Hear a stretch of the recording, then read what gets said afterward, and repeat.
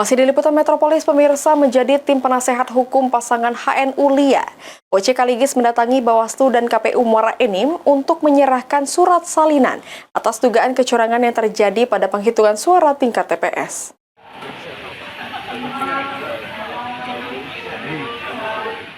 Pengacara OC Kaligis mendatangi Bawaslu dan KPU Kabupaten Muara Enim sebagai kuasa hukum pasangan calon Bupati dan Wakil Bupati Muara Enim nomor urut 3 HNU Lia.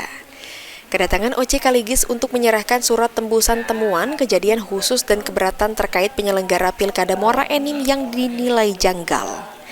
OC Kaligis dan tim pemenangan tim HNU Lia diterima langsung oleh Ketua KPU dan Ketua Bawaslu Muara Enim untuk menerima surat salinan dan menerima tanda terima dari pihak Bawaslu dan KPU Muara Enim.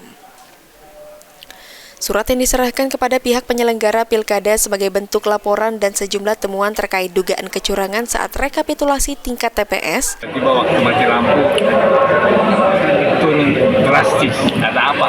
Sementara ini misalkan. Jadi kita surat misalkan pasangan nomor 2 menang, kenapa dia surat menang? Kecurangan apa yang ada? Ya? Apa yang terjadi mengenai penurunan syarat? Kenapa tanya? Artinya berwenang untuk menentukan kita penutannya dan Bawaslu artinya sebagai pengawas ya dalam rangka untuk menentukan kita anak-anak pada saat keputusan kita mesti bagian. Dengan adanya laporan dan surat tembusan, temuan kejadian khusus dan keberatan, sebagai bukti keseriusan pasangan HNU Lia Anggraini untuk melakukan langkah-langkah hukum dalam dugaan kecurangan dan laporan proses penyelenggaraan Pilkada di Kabupaten Muara Enim. Mardiansyah, PAL TV.